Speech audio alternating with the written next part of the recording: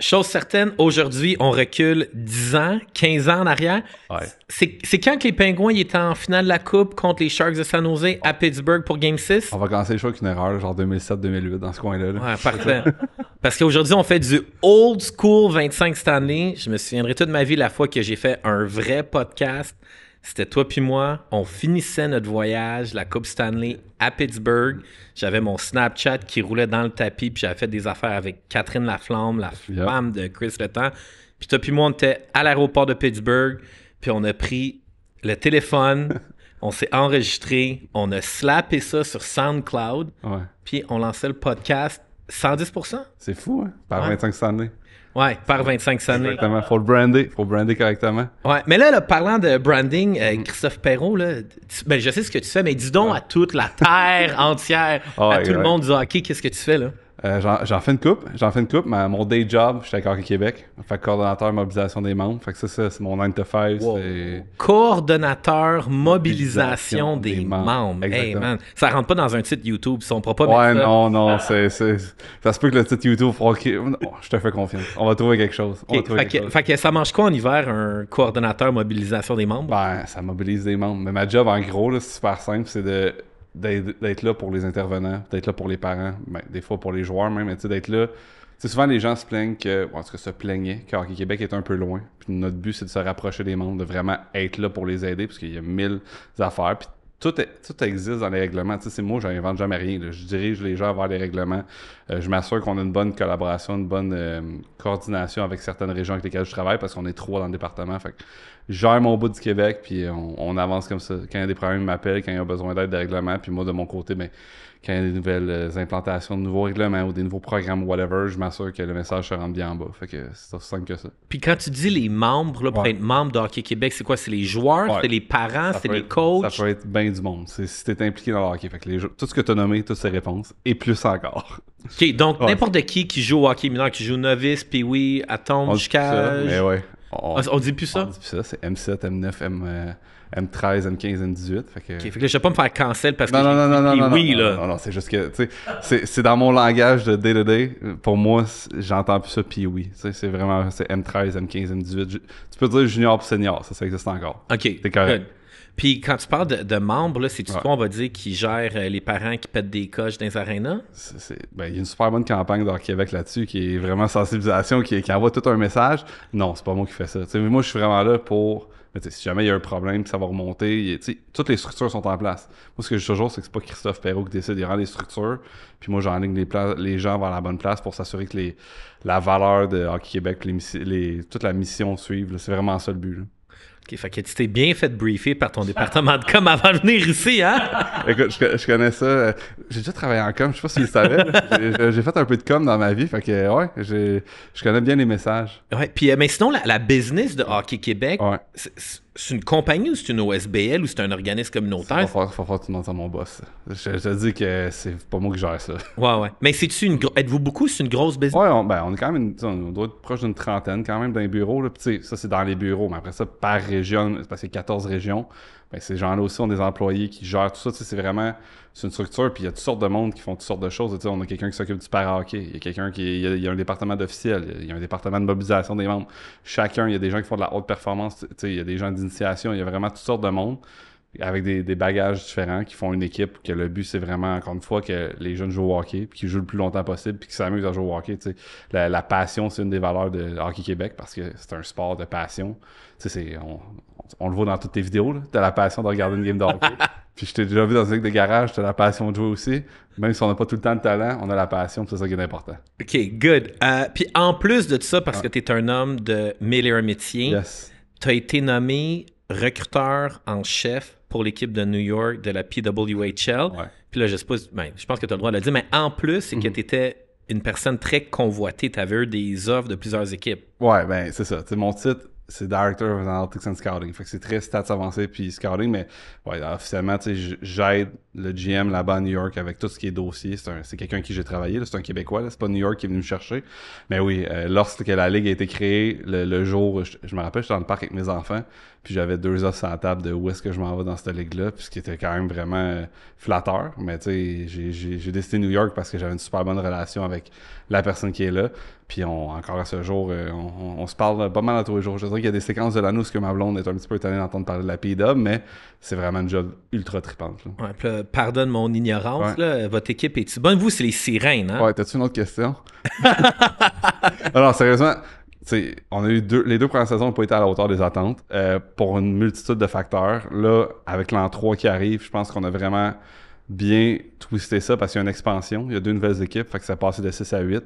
Je pense qu'on a vraiment bien travaillé là-dedans, puis je pense que ce qui s'en vient pour New York, c'est vraiment, vraiment intéressant. Mais est-ce que les résultats ont été où ce qu'on voulait? Non. Puis, bon, tu me connais, avec les chiffres, on est capable d'expliquer toutes sortes d'affaires de pourquoi c'est arrivé comme ça. Mais tu sais, ultimement, ces données-là, moi j'ai c'est pas le grand public qui les a, puis c'est super correct, mais on a espoir que ces données-là se transportent en résultats en 3e saison. Puis à New York, est-ce que le hype de la PWHL, il est là? C'est-tu comme à Montréal? Parce qu'à Montréal, on le sent qu'il y a un engouement pour la victoire. Ben, je te dirais que tu sais, New York, c'est un marché tellement... C'est la beauté puis le challenge de New York. C'est qu'il y a tellement d'équipes sportives, masculines et féminines. Tu sais, le sport féminin à Montréal, c'est comme la victoire qui a fait... Tu sais, il y avait les Canadiennes avant, mais les gens se déplaçaient moins pour ça, même les Stars avant ça. Tu sais, il y a un bel historique de hockey féminin à Montréal, mais c'était pas... Le sport féminin à Montréal rayonnait pas juste comme dans les dernières années avec la victoire puis les roses. Ouais. À New York, il y en a déjà des tonnes. C'est déjà quelque chose qui est... T'as le Liberty, t'as le Garden. C'est vraiment un marché qui est vraiment mieux développé de ce côté-là. Fait que c'est comme n'importe quoi. T'sais, quand t'es à New York, là, quand je vais là, l'offre de divertissement là-bas, là, t'as 100 affaires à faire. Fait que tu sais, les Sirènes en font partie. Je pense qu'il y a une base qui est quand même solide. Je pense qu'il y a des choses qui ont été super bien faites. On joue dans l'aréna des Devils du New Jersey, au Prudential Center. Fait que c'est vraiment des belles installations. Ouais. L'aréna est magnifique. Ah, c'est fou. Puis mettons, quand on va dans le vestiaire, c'est le vestiaire des Devils. C'est vraiment comme la coche. Fait que les installations sont belles. Ça fait, à chaque année, on améliore l'encadrement, tout ça pour le vendre. Mais sûr, c'est New York. Fait que c'est un travail, mais il y a vraiment des gens qui travaillent très, très fort pour le développer. Mais c'est sûr que Montréal, quand tu viens une game à Place Belle, il y a des soirs quand je suis visiteur. C'est un drôle de feeling, by the way, d'être visiteur à Montréal. C'est vraiment weird comme feeling. C'est différent, mais tu sais, quand tu sors, puis d'habitude, si j'ai mal aux oreilles quand je sors d'une game de Montréal, c'est pas le meilleur des signes. J'aime mieux quand mes oreilles vont bien après une game, ça veut dire qu'on a eu un bon résultat, on est content. Puis il y a des fois que ça sonne jusque chez nous encore. Là, ouais. Mais Prudential Center, supposons le match victoire contre Sirène, ils vont vendre combien de tickets? 5 000, 10 000? Ouais, plus 5. Tu sais, c'est vraiment une progression. Il y a des matchs qui peuvent approcher le 10. Il y a certains événements. Tu sais, puis par exemple, il y a un takeover tour dans P-Dub, fait qu'on peut se promener d'aréna en aréna. Fait que tu sais, quand on visite d'autres marchés, tu sais, on a eu des grosses foules. Là, mettons, quand tu vas à Détroit, quand tu vas à Denver, il y a certains marchés qui vont chercher des grosses foules. À New York, puis tu sais, c'est New York puis New Jersey, il faut le dire, mais il y a quand même, tu sais, ça, tu sais, c'est entre, mettons, la moyenne, je pense, c'est entre 3 et 4 000 à peu près, puis ça peut monter un petit peu plus, baisser un petit peu plus, comme la victoire qui a une moyenne de 7-8 000, puis qu'il y a des, on va le dire, la fin de semaine, ça va très très bien pour la victoire, puis la semaine, des fois, c'est un petit peu plus difficile, mais tu sais, encore là, je regardais le match d'ouverture, parce que les Sirènes sont en ville pour le match d'ouverture de la victoire, fait que, tu sais, j'ai du monde qui me demande des tickets, puis je te dirais que des tickets, il n'y en a plus tant que ça, là, pour le match d'ouverture de la victoire, fait que c'est quand même cool à voir. Ah, nice. Puis tu fais 2 questions rapides là, sur la PWHL. C'est qui la star de la PWHL en ce moment? Ben, ça serait Marie-Philippe Poulin à Montréal, mais vu que je travaille pour les Sirens de New York, je vais dire Sarah Fillier, qui est incroyable. C'est vraiment le futur de Hockey Canada, fait que Sarah Fillier, all the way. Pourquoi? Pourquoi elle? Elle score des goals de façon incroyable. Elle a un tir qui était comme... C'est foudroyant, ça vient de nulle part, puis c'est vraiment... Elle a cette aura-là, puis je pense que c'est une fille qui a quand même grandi dans des grandes expériences, qui était habituée. Elle était MVP au World Championship. T'sais, le World Championship des filles, il faut comprendre, c'est pas comme les gars. Là. Les filles y vont. Fait que c'est toutes les meilleures joueuses qui sont là. Ben, elle était MVP du World Championship avant même de se rendre dans la P-Dub. Fait que c'est une fille qui arrivait avec le pedigree, puis à sa première année, elle a été meilleure pointeuse au sommet de la ligue. Là. Fait que elle l'a montré. OK, fait que vu que j'apprends vite, autre question par rapport à la P-Dub, je viens d'apprendre un nouveau slang dans le monde du hockey. C'est ça. Puis c'est qui une fille qui n'a pas été repêchée dans tout ton scouting? Là, c'est sûr que je sais que tous tes compétiteurs de la PWHL vont écouter ça, mais c'est qui? Y a-t-il une rising star au Québec? On a-tu une fille québécoise qui domine, qui est excellente? Ben, qui s'en vient, tu sais, je veux dire qui s'en vient, là, c'est F. Gascon, la gardienne de but qui est à Duluth. Elle sera pas cette année, elle va être dans 2 ans dans le repêchage. elle est très solide. Honnêtement, tu sais, elle a des chances de faire les Olympiques. Tu sais, c'est vraiment comme c'est la Québécoise qui s'en vient. Il y en a d'autres, là, mais tu sais, la fille qui s'en vient, qui est là, c'est Eve Gascon. Puis sinon, on se regarde dans la ligue, je pense qu'il y a 9 Québécoises au camp de la LPHF présentement. Bon, ma préférée, c'est Amy Fecteau, parce que c'est celle qui est à New York. Mais il y en a 7 à Montréal. Fait que tu sais, Montréal s'assure quand même de faire une bonne représentation de la province dans son alignement. Puis je salue tous les gens de la Victoire qui m'écoutent en ce moment qui espéraient peut-être une autre réponse à cette question-là. Puis, tu sais, on regarde ton parcours. C'est sûr que la PWHL, il doit y avoir beaucoup de gens qui sont là-dedans. Toi, ça fait longtemps que tu travailles dans le hockey féminin. Ça fait combien de temps que tu es là? C'est ma 16e saison cette année dans le hockey féminin. C'est fou, hein? Ça ne rajeunit pas. Puis, ce qui aide pas, c'est que je travaille pour 25 cette année dans ce temps-là aussi. Fait que, you're with me, buddy. Un bout. Mais est-ce que dans ton rôle de scouting, parce que pour les gens qui oublient, là, moi, je m'en souviendrai tout le temps que Christophe Perrault, t'as-tu été le premier Québécois à parler des stats avancées? Ben, c'est toujours tough, mais tu sais, d'en parler sur ce qu'on va appeler une grande tribune, parce qu'il y a 25 années à l'époque, il y a quand même beaucoup de gens. Je pense qu'un des premiers, assurément, le premier peut-être pas, mais un des premiers, puis à développer cette expertise-là, puis à le faire, tu sais, à l'époque, tu sais, il y avait des palmarès d'ESPN où on m'invitait, puis tu regardes la liste de monde qui était dans ce palmarès-là, il y en a qui est rendu GM avec les Hurricanes de Caroline, il y en a beaucoup qui travaillent pour des équipes de la LNH. Fait que c'était quand même un beau groupe. Puis moi, j'ai eu cette chance-là de le peaufiner dans le hockey féminin, parce que dans le hockey féminin, tu sais, il y a 2 clubs qui ont une personne de stats avancées dans leur équipe. Fait que c'est pas tout le monde qui croit encore à ça. Ben, c'est pas tout le monde qui a les ressources d'investir là-dedans, parce que tout le monde a accès, tu sais, c'est une base de données, tout le monde y a accès, mais faut que tu aies quelqu'un qui soit compétent, parce que, tu sais, je peux te présenter la même information, tu sais. J'adore Ced qui était avec toi la semaine passée dans ton show, mais tu sais, quand il se met à parler de Instat, puis tout ça, ben c'est comme si moi j'allais faire une entrevue sur le bord du Centre Bell, tu sais. Je serais peut-être moins sa coche que quand Ced parle de Instat. Tu sais, c'est la même chose. T'es-tu en train de diss? Non. Là?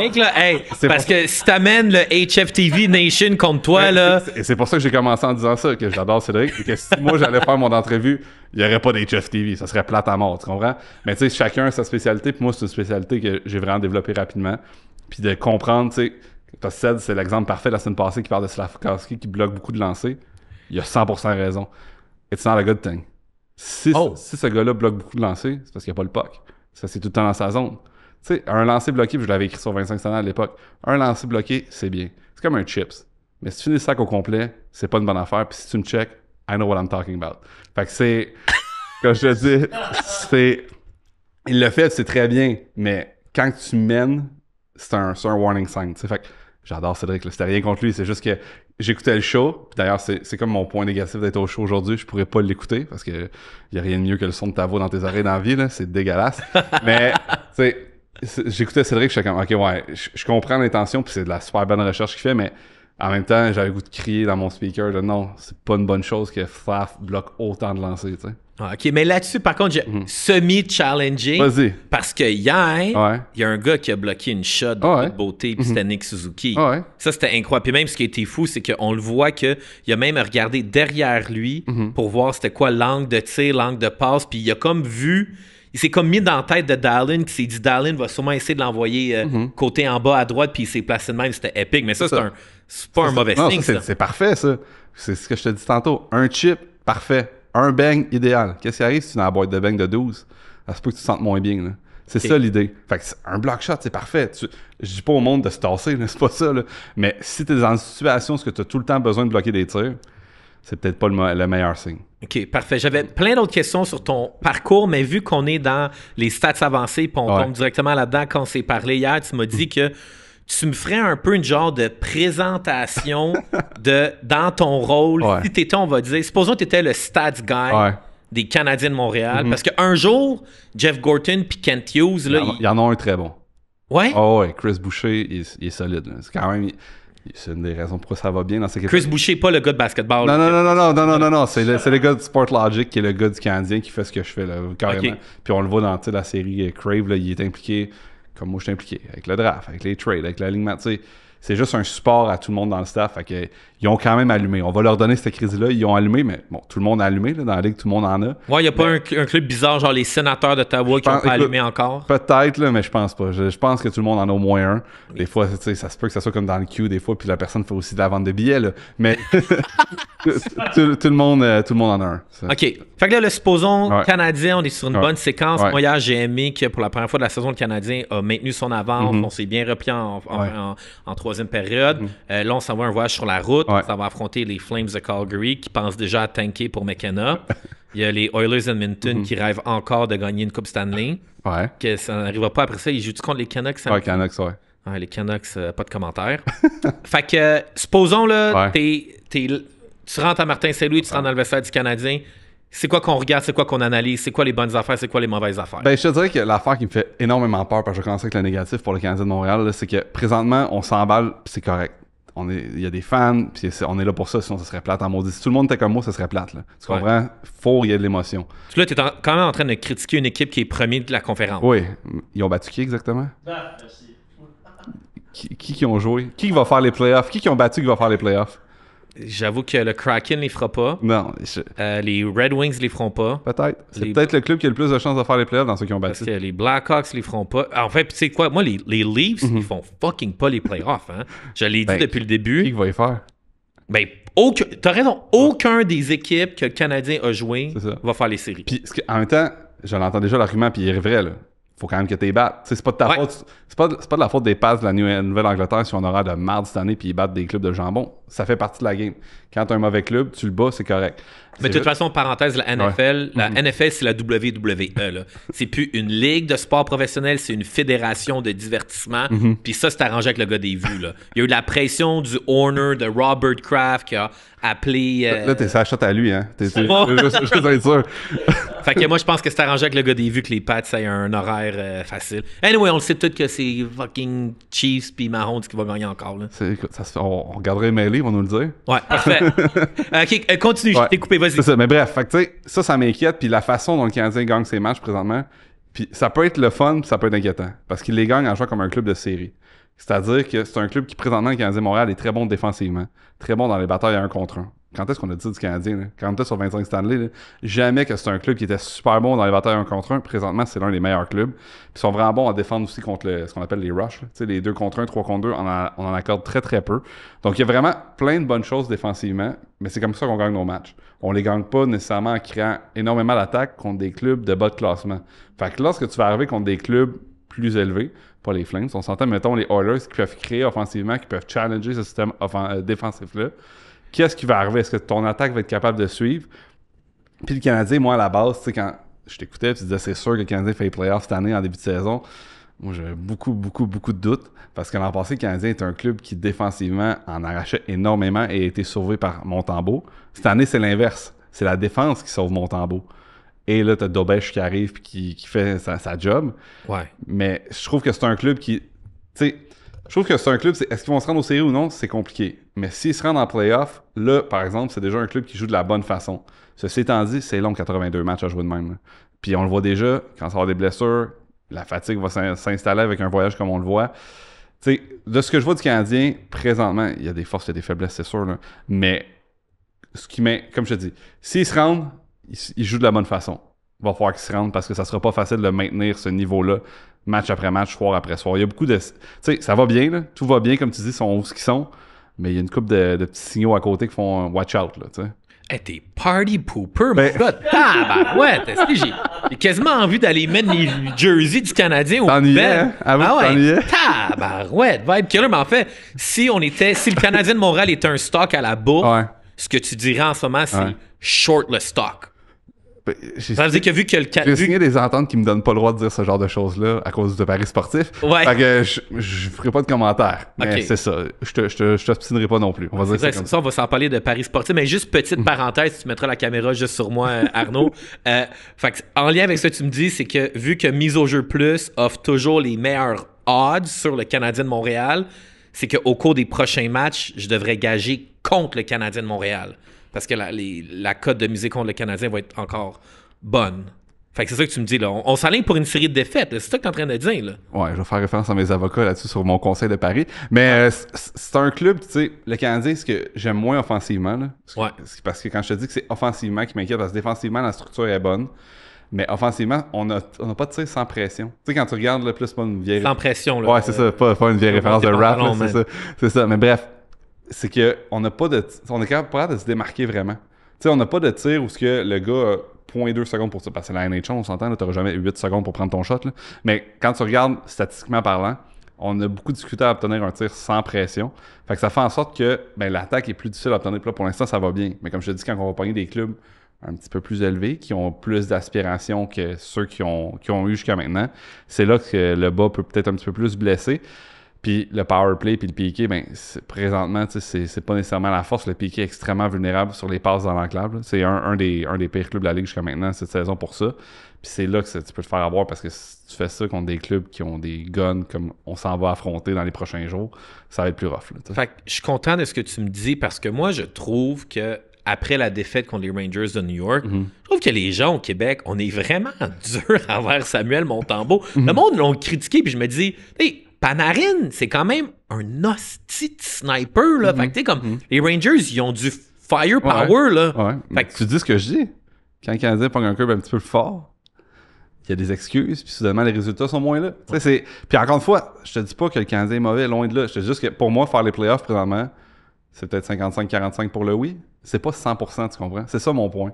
OK, fait qu'il faut que je revienne sur Terre, là. Je m'attendais pas à ça aujourd'hui. Ouais, je pensais que tu allais me sortir plein d'affaires. Parce que même l'attaque, me semble que je trouve que le Canadien de Montréal, c'est un club dirigé par Martin Saint-Louis qui sont attaque. Me semble qu'on reste pas dans notre zone.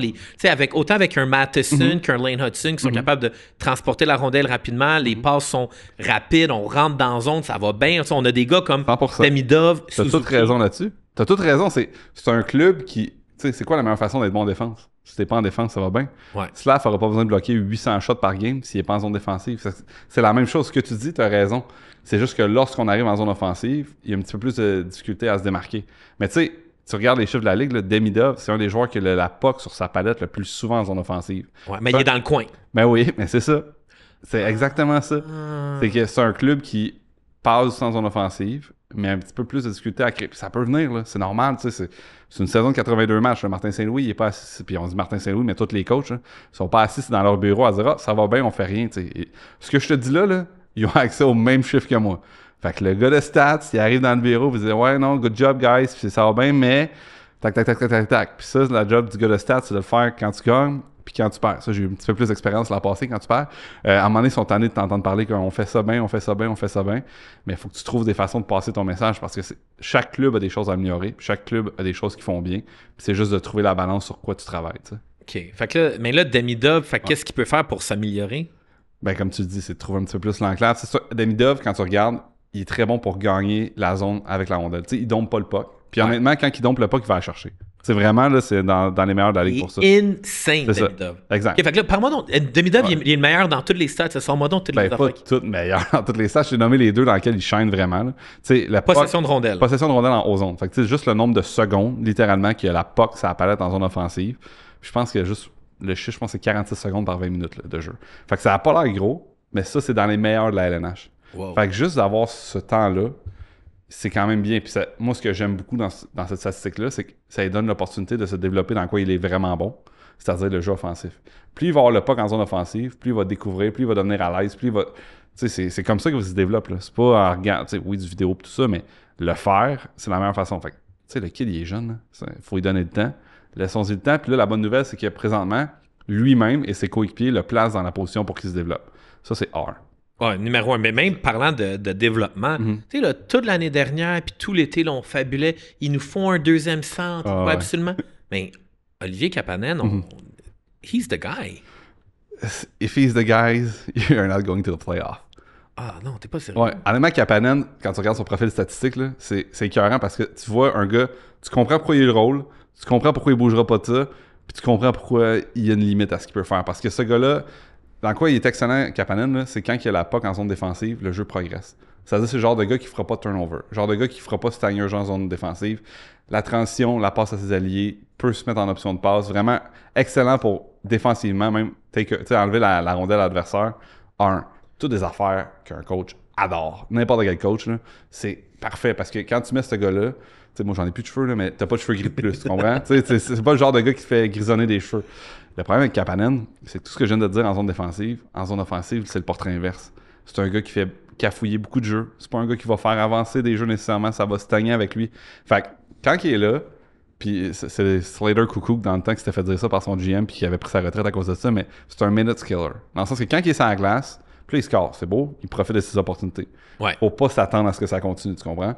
Par contre, il coûtera pas nécessairement à son club parce que défensivement, c'est vrai qu'il est solide puis tu sais, il est vraiment bon, mais à cause de ça, les coachs vont le garder là, mais à long terme, de production de deuxième centre, tu te dis, OK, là, quoi, il est à 3 goals, 4 goals, je me rappelle pas exactement. 4 goals. 4 goals, ça, ouais. il a scoré son quatrième. Il finira pas à 20 goals, là. Ça veut dire que, mettons qu'il en score 10 pour les 75 games qui restent, ben, dans les 65 autres games, assumant qu'il n'y a pas de game de 2 buts, là, ça se peut que les buts viennent de où, là? Si c'est pas Suzuki Garfield, c'est pas le deuxième trio, à un moment donné, c'est là qu'il y a certains enjeux pour le Canadien de Montréal. OK, fait que tu penses que comme la lune de miel avec Kapanen, c'est comme moi dans ma ligue d'hockey, j'ai eu un but à mes 3 derniers matchs. T'es en feu? Ouais, mais je fais bien des erreurs défensives, Ben, là. c'est ce que Kapanen fait pas. Kapanen, il fait pas les erreurs défensives. Fait que tant qu'il fait pas ça, tu sais, je pense que la lune de miel avec le coach puis le staff va durer. Avec les fans, ça se peut qu'à un moment donné, on regarde comment ça, il y a juste un but à ses 17 derniers matchs. C'est un classique, là. Ça arrive à tout le monde a des bonnes séquences, tout le monde en a des moins bonnes. Ça se peut que ça arrive à Kapanen. Comme Bolduc, là, moi je me demande, une chance qu'il a commencé la saison fort. Oh ouais. Parce que rapidement, moi j'ai dit, quand Bolduc a scoré c'est 3 buts à ses 3 premiers matchs, mais il est good jusqu'au 10 décembre. Oh. Il y a personne qui va le gosser, Ouais. mais s'il y a 4 buts au 10 décembre, là on va commencer à s'énerver. Exact. Mais tu sais, comme je te dis, de la façon dont moi je suis fan, c'est plate, là. Parce que je suis très, très rationnel, tu sais. C'est pas ça le hockey, c'est pas ça qui fait vendre le Canadien, c'est du monde comme toi qui high or low, puis c'est parfait de même. Ouais. Mais là, fait que, à t'écouter parler, là, on devrait être dernier, puis on devrait avoir Non, 0 c'est pas- victoire. c'est pas ça que je dis. comprends, puis on va pas faire Ouais, les playoffs. c'est exactement, ouais. Quand c'est de la... Ces paroles me représentent très bien. C'est juste que présentement, on a battu justement le bottom 10 de la Ligue. Ouais. On a montré, le Canadien a démontré qu'ils sont au-dessus de ça. Ce qu'ils n'ont pas encore démontré, puis Laurent leur a pas donné la chance, fait que je te dis pas que c'est impossible, mais ce qu'ils n'ont pas démontré, c'est qu'ils peuvent aller se battre avec les grands clubs en haut. C'est juste là que je dis de tempérer. Tu sais, quand c'est sûr qu'ils gagnent une round, c'est sûr qu'ils font les playoffs.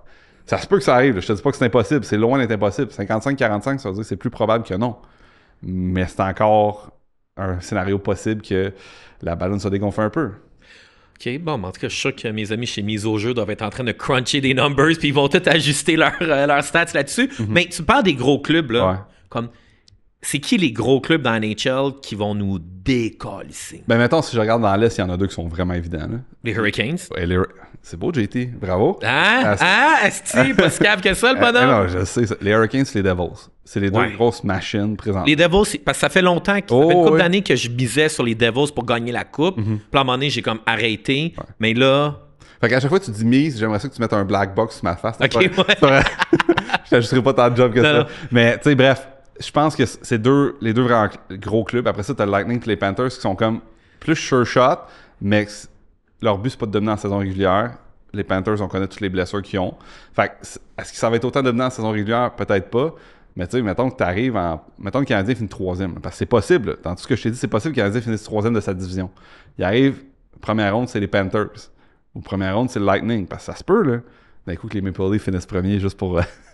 ou 4e. Mais tu comprends, c'est des possibilités. Fait que c'est ces clubs-là contre qui le Canadien doit se mesurer pour voir où est-ce qu'ils en sont rendus dans leur progression. Carrément. OK, fait que j'encercle les games Canadiens, Devils, Canadiens, Hurricanes. Ah ouais, c'est clair que...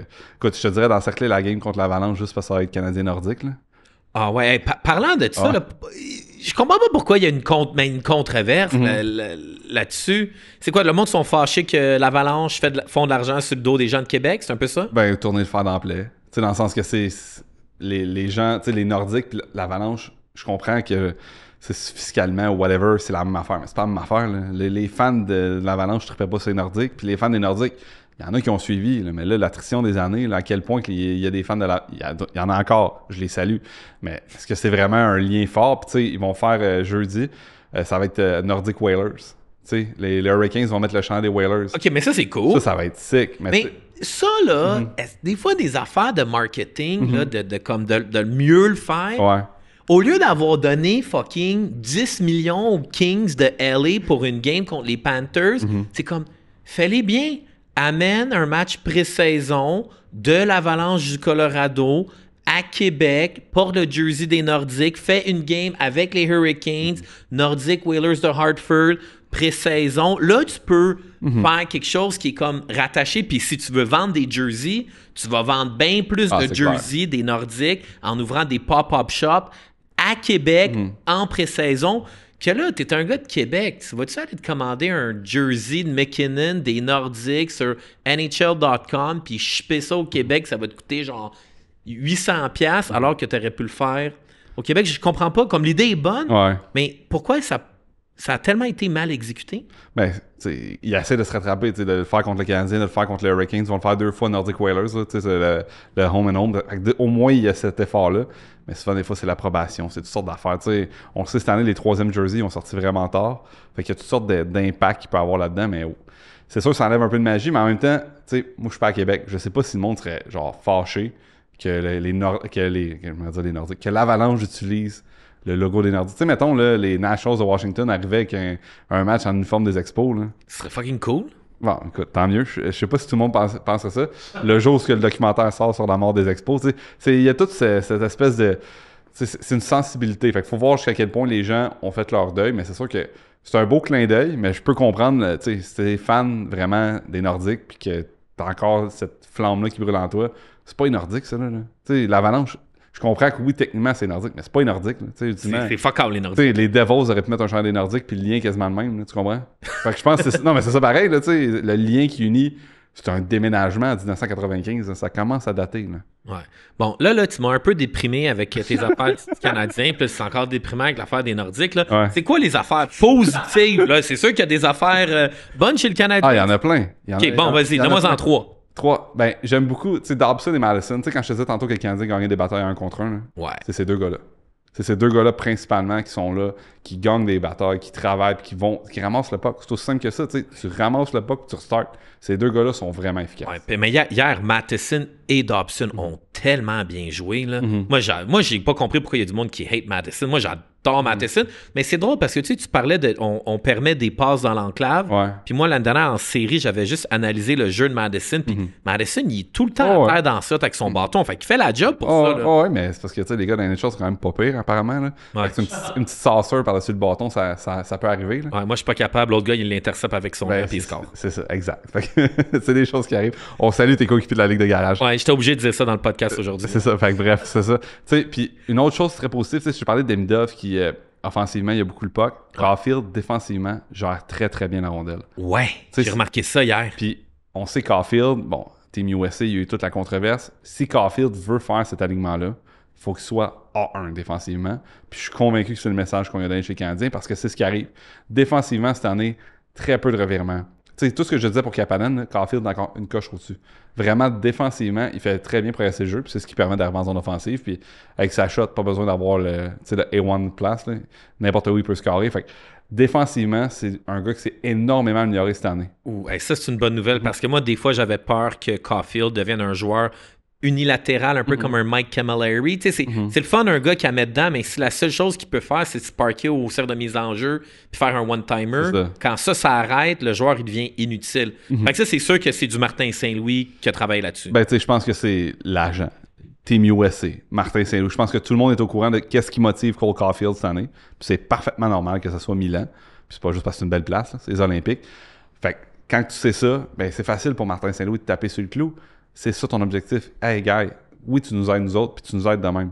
Mais si tu veux aller faire ton autre objectif, c'est ça qu'il faut que tu fasses. Fait que c'est vraiment, il y a vraiment une amélioration notable là-dedans pour Caulfield cette année. Puis comme je te dis, ça l'aide à progresser offensivement, c'est certain. OK, good. Bon, c'est une bonne nouvelle. C'est quoi l'autre bonne nouvelle? Attends, je pourrais ben, écoute, Suzuki, on le sait, là, ça va super bien. Puis tu sais, quand je te parlais, tu sais, tantôt tu disais, puis j'ai adoré ça que tu dises ça, que le Canadien rentrait en zone offensive avec la rondelle. Ouais. Suzuki, un des meilleurs de la ligue à faire ça. Oh, il est fou, hein? C'est vraiment, puis en transition, mais c'est de même que tu peux t'installer, c'est de même que tu peux créer des rushs, c'est de même que tu peux créer des chances de marquer. Fait que Suzuki, vraiment, sérieusement, offensivement, tu sais, on pense, c'est drôle parce que je te parle du jeu défensif de Caulfield puis du jeu offensif de Suzuki. Ce qui est pas souvent, tu sais, le thinking, tu penses de Suzuki qui est complet, tu parles de Caulfield, comme tu dis, c'est une bête offensive, mais les deux gars travaillent sur l'autre aspect du jeu, puis c'est ce qui aide le Canadien jusqu'à maintenant à avoir les résultats qu'ils ont, parce qu'ils ont les résultats qu'ils ont, comme je te dis. C'est vrai qu'ils n'ont pas battu grand monde, mais ils les battent. C'est ça qu'il faut qu'ils fassent. Rendu là, tu peux pas. Tu sais, il n'y a pas de point de style dans le classement. Il y a pas. Oh, il y a un différentiel, là, mais ça sert à rien. Tu sais, il n'y a pas genre, wow, victoire spectaculaire. Non, non. T'as-tu gagné? T'as-tu perdu? T'as gagné? Félicitations, voici tes points. Bon, OK, that's it. Je vais finir avec les gardiens de but. As-tu checké un peu les gardiens de but? Parce que moi, je vais faire mon petit commentaire. Vas-y. Là. Moi, là, les gens là, qui chialent sur Montembeau, là, Ouais. ça m'énerve parce qu'on dirait qu'on a un problème psychologique à Montréal. Probablement même depuis Patrick Roy. OK. On avait Carey Price, Ouais. qui était le meilleur gardien de but de sa génération. Puis t'écoutais les lignes ouvertes, puis le monde, il bitchait sur Carey sur Twitter. Nanana. Puis Carey, il était insane. Puis on dirait que moi, ça me fait quasiment de la peine parce que je me dis, man, j'ai tellement entendu de bruit négatif sur Carey que ça n'a pas fait en sorte que je l'ai autant apprécié. OK. Puis quand je regarde Montembeau, on dirait que Montembeau, il est pas à Montréal pour... c'est pas Bobrovski, c'est pas Vasilevski, c'est pas le meilleur goaler de la Ligue. Il est mid-range. Puis on s'entend-tu que si Montembeau était le goaler des Oilers d'Edmonton à la place de Skinner... Il y aurait une bague la Coupe Stanley. 100%. Connor McDavid aurait une bague la Coupe 100%. Stanley si Montembeau était son goaler. Fait que avant de trop chier sa tête de Montembeau, c'est comme relaxer. Montembeau, il fait la job, il est bon, puis on dirait que c'est normal de laisser un mauvais but. C'est normal de des fois en laisser deux. Hey, Stuart Skinner, première game de l'année, il est même pas capable d'arrêter un dégagement sans cafouiller avec sa rondelle. Les gens, ils capotent sur Montembeau. Je me dis, hey, donnez-y un break, là. En plus, avec son intelligence, sa mémoire de débile mental, qu'il est capable de retenir le... Ouais, ça, c'est fou, là. Ça n'a aucun sens. Ouais, ça, je suis vraiment curieux de savoir comment ça, c'était jamais sorti, puis comment David Bocage a dreadé le tape, puis il a réussi à sortir ça. Mais quand j'ai vu le clip, j'étais comme, wow, ça, c'est fucking hot. Exact. Mais tu sais, c'est parce que Montembeau, quand il est arrivé, ben, pas quand il est arrivé, mais l'an passé, comme je te dis, c'est lui qui a amené le club en playoff. S'il n'y a pas Montembeau l'an passé, le Canadien n'aurait pas été en playoff, carrément. Fait que c'est le niveau auquel tu t'attends. C'est le gars qui était quand même Four Nations. C'était lui qui était là comme troisième, mais il est là. Il aurait pu être plus haut que ça. Puis cette année, pour les Olympiques, qui a encore une chance d'être là, c'est lui. Fait que les gens s'attendent à ce niveau-là. Pour eux, ça, c'est normal. Puis comme tu dis, t'es habitué à Price, on est habitué à avancer à Roy. C'est un marché qui est habitué d'avoir des grands gardiens. Fait que quand tu as un gardien qui est... Puis, honnêtement, il est beaucoup plus que mid-range. L'an passé, c'était un des meilleurs gardiens de la LNH, carrément. Là. Puis là, cette année, niveau du pourcentage d'arrêt? Juste par rapport à ça, c'est goal save above expected qu'ils appellent. Là. Fait que ça, c'est le nombre de buts que tu sauves par rapport à la qualité des tirs auxquels tu fais face. Là. Montembeau, l'an passé, était insane là-dedans. Là. Puis le problème, c'est que là, cette année, tu sais, il est pas mauvais, il est pas bon. Comme tu dis, à date, depuis le début de la saison, il est mid-range, mais c'est pas un gardien mid-range. Tu sais, ce qu'il a montré l'an passé, c'est que c'est un gardien qui est capable d'être top 10. Mais là, vu qu'il est plus ça, soudainement, il est bon à jeter aux poubelles juste parce qu'il est mid-range. Puis là, t'as le backup qui arrive. Tu sais, backup goalie, c'est comme le deuxième quart de la NFL. Là. Tu parais toujours bien, ça va toujours bien, mais une fois que tu prends le lead, c'est pas la même chose. Fait que, c'est comme quand Price était blessé contre les Rangers, puis on avait eu Dustin Tokarski. All right, on a gagné une ou deux games. Ouais. On s'entend que Tokarski, il s'en va pas au temple de la renommée. Là. Sérieusement, je m'attendais pas à ce que tu me parles de Tokarski aujourd'hui, mais j'adore ça. Ouais. Mais fait que tout ça pour dire que des fois, il faut avoir un peu de gratitude envers Samuel Montembeau, parce que si Montembeau, exemple, là, je vais pas être prophète de malheur, s'il se blesse, là, puis il est out pendant 8 semaines, là, tout le monde qui chiale sur lui, là, vous allez voir qu'un duo Dobesh puis Fowler ou l'autre gars à Laval qui ressemble à Kapanen, mais c'est Kakkonen, pas... Ouais, Kakkonen, là. Vous allez voir que là, des mauvais buts, là, vous allez en avoir en tabarouette puis des défaites de 5-4, puis 6-4, puis 7-2, il va en avoir pas mal. J'adore ça parce que je salue Max Schumann. Je sais pas si les gens du podcast le connaissent, mais il a sorti un texte aujourd'hui sur on va dire mardi, sur la blessure de Montembeau, apparemment qui cacherait une blessure, puis c'est peut-être pour ça que ça va moins bien depuis le début de l'année. Fait que ça me ferait que tu parles de blessure de Montembeau, parce que Max, tu sais, la preuve que vous êtes connecté même quand il est pas là. Ouais. Il a pensé à ça, lui, avec. Montembeau serait blessé? C'est ce que Max a sorti. Mais y a-tu une historique de blessure, Montembeault? Tous les goalers en ont. C'est pas compliqué. Goaler, Ouais. là, c'est rough sur le corps. Là. C'est rough. Là. Les hanches, les genoux. Il y a une raison pourquoi ils jouent pas 82 games. Là. Ouais. C'est 100%. Puis de plus en plus, tu le sais, avec tout ce qui est la science sportive, c'est sûr qu'il y a bien des red flags qui apparaissent sur n'importe quel goaler en voulant dire là, faut y aller doucement. Puis c'est pas un hasard si pendant que ça monte. Mais qu'est-ce que tu vois de plus en plus dans la Ligue nationale? Des splits à 50-32. Ouais. Beaucoup plus équitable parce que c'est trop tough sur le corps. C'est vraiment, c'est quelque chose. Là. Ouais, puis il y a juste les Oilers Edmonton qui s'entêtent à garder 2 astis de goalers mauvais. Je peux pas croire qu'il y a une 3e saison de suite, ils reviennent avec Stuart Skinner puis Calvin Pickard. Ouais, mais c'est pas, la saison n'est pas finie. Il y a encore le temps.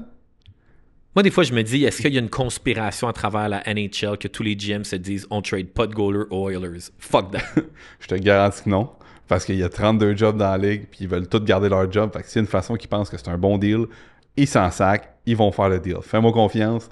Quand tu as ce job-là, tu fais pas un complot pour en gosser un autre. Tu veux garder ta job parce que c'est une job très, très le fun, assez bien payé, puis il n'y en a pas une tonne. Fait que non, tu fais pas un complot en disant on va faire chier lui. Là. Ça n'existe pas, ça. Okay, hey, tu parles de job parce que je veux revenir à ta carrière parce que je suis sûr qu'il y a probablement des gens qui sont un peu plus jeunes qui écoutent le podcast, peut-être qui ne te connaissaient pas, mais moi, avec le recul, je connais comme toute ta carrière, puis c'est quand même débile où est-ce que tu es rendu, puis moi, je vais quand même le dire, un jour ou l'autre, il y a quelqu'un dans NHL qui va allumer, qui va t'engager, puis tu vas aller gagner une coupe cette année avec cette équipe-là. C'est sûr que l'année que j'apprends que tel club de la NHL t'engage, moi, je me dis, dans 5 ans, c'est sûr que je vais être sur eux pour gagner la coupe, mais tu as fait ton bac au HEC. Ouais. Après ça, tu es venu écrire sous le pseudonyme de Patate 583. Que j'avais oublié, mais merci de me le rappeler, ouais.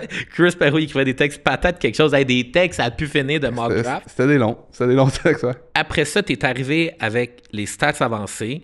Grâce à ton truc de stats avancées, on a fait un deal avec mise au jeu.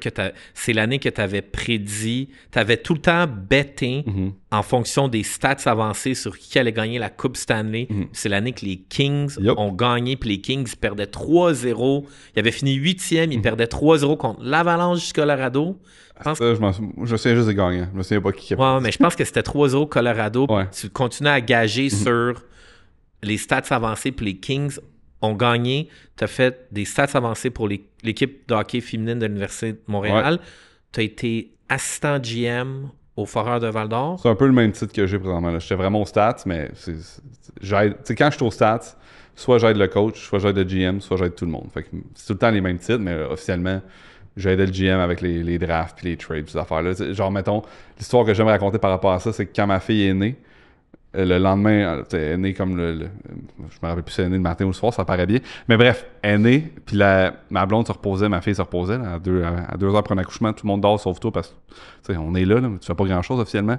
Puis avec mon GM, on se parlait pour closer un deal qu'on a closé. Un des meilleurs deals qu'on a fait, je l'ai fait dans la chambre d'hôpital à 2 heures après la naissance de ma fille. J'étais juste comme... que j'ai rien à faire. Il m'écrit, on échange des textes. Tu sais, c'est genre de. Tu sais, quand je te dis que ma blonde se lève, elle dit qu'est-ce que tu fais là?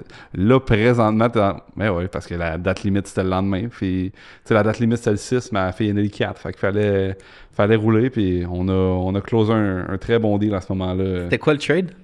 Ben, je peux le dire, je pense que le gars il est plus dans la ligue, là, mais on avait envoyé Marshall Lessard à l'époque. Écoute, là, les fans de Q vont se rappeler du deal, là, mais on avait eu un prix que, disons que les fans de l'équipe qui avaient payé pour, puis Marshall, c'est un super... Je me sens toujours mal de dire ça parce que c'est des jeunes, mais tu sais, ils avaient payé un très très bon prix pour, qui est un prix qui, bon, la vie a fait les choses qu'on n'a pas pu profiter de ça parce que c'était des choix repêchage, puis bon, on était parti par le temps que ces choix-là ont été utilisés à Val-d'Or, mais non, ça a été vraiment un bon deal. Fait que tu sais, c'est le genre de situation qui arrive tout le temps, là, tu sais, mettons à New York, là, mais je suis aux zoo de Granby, là, littéralement avec ma famille, puis mon GM m'appelle, hey, je suis en négociation de contrat, on est sur le bord de closer, qu'est-ce que tu penses de ça ou de ça? Il faut que j'aille tous les comparables qui sont ici, toutes les stats sont là. Ouais, va voir le Lion, là, je vais juste parler 2 minutes, là, puis ouais, on avec ça, ouais, puis là, c'est drôle parce que mon boss à New York, il était habitué d'entendre mes enfants en arrière parce que, moi, je joue avec mes enfants, puis whatever, puis, fait que, tu sais, c'est pour ça que le titre, ultimement, c'est pas vraiment important, c'est la job que tu fais. Puis c'est une job vraiment trippante parce que c'est ça. Je l'aide dans toutes sortes d'affaires. Puis je suis chanceux de travailler avec quelqu'un qui est ouvert à ça. Parce que je dis toujours, j'aurais pu être sacoche avec les stats avancés. Si toi tu t'en fous, si l'Université de Montréal s'en fout, d'un, j'ai pas de carrière, ça arrête d'être là. Puis après ça, quand tu montes, si le monde t'écoute pas, t'as bien beau présenter ce que tu veux.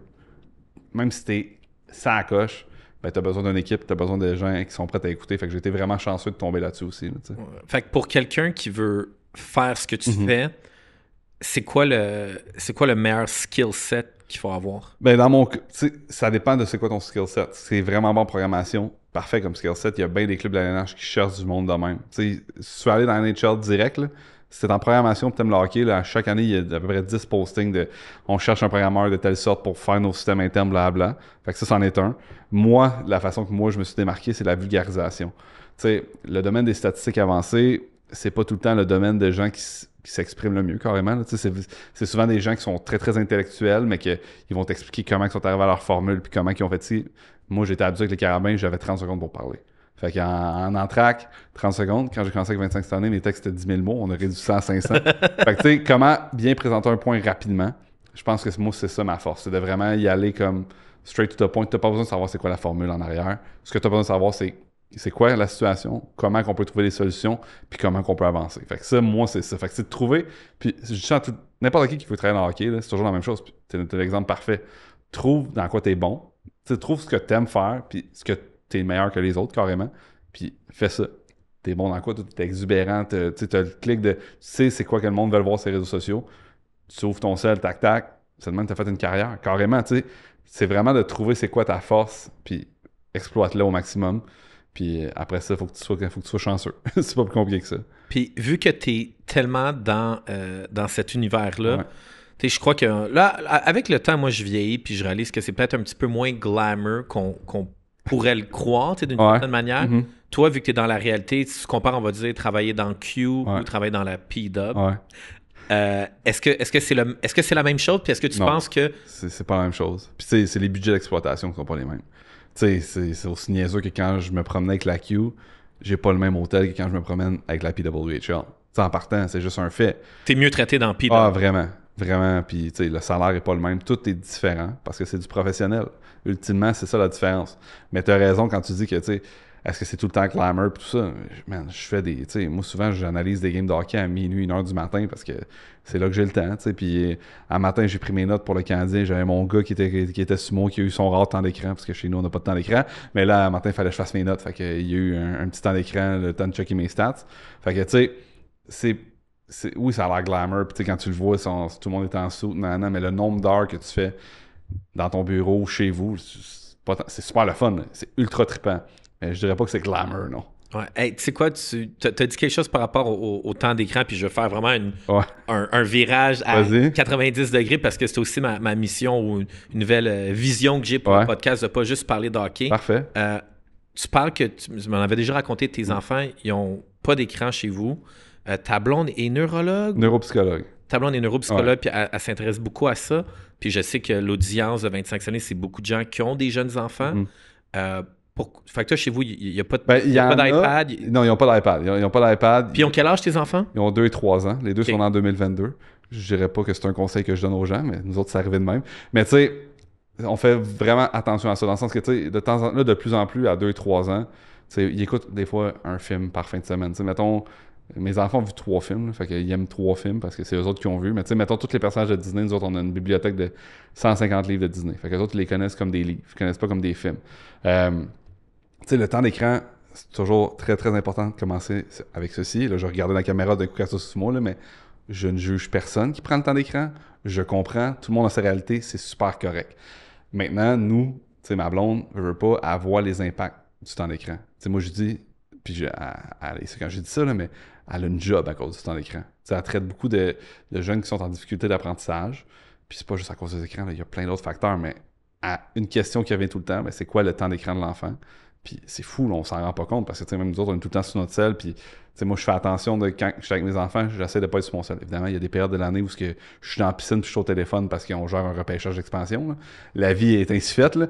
Ils comprennent ce bout-là, mais on essaie le plus possible de limiter juste parce que. Puis c'est ma blonde pourra te l'expliquer. Là. Moi, elle me l'expliquer, j'ai dit, ben oui, ça va de l'allure, là, mais. Vulgarise-moi là, Christophe. Ah, parfait. Ben, c'est que ton attention. Tu sais, notre cerveau est pas fait pour tout ce qu'il y a. Puis à cette heure, tu sais, les émissions pour enfants, c'est fait avec du testing A/B pour voir comment l'enfant va être le plus engagé. Puis c'est comme d'autres, comme adultes. Là. C'est la même affaire. On se fait.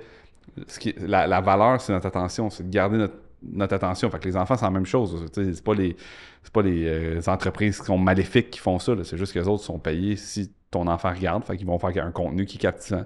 Fait que, mettons, quand mes enfants ont du temps d'écran, ils ont un film qui est plus récent, là, mais sinon, ils écoutent genre les Aristochats qui étaient faits en 1955.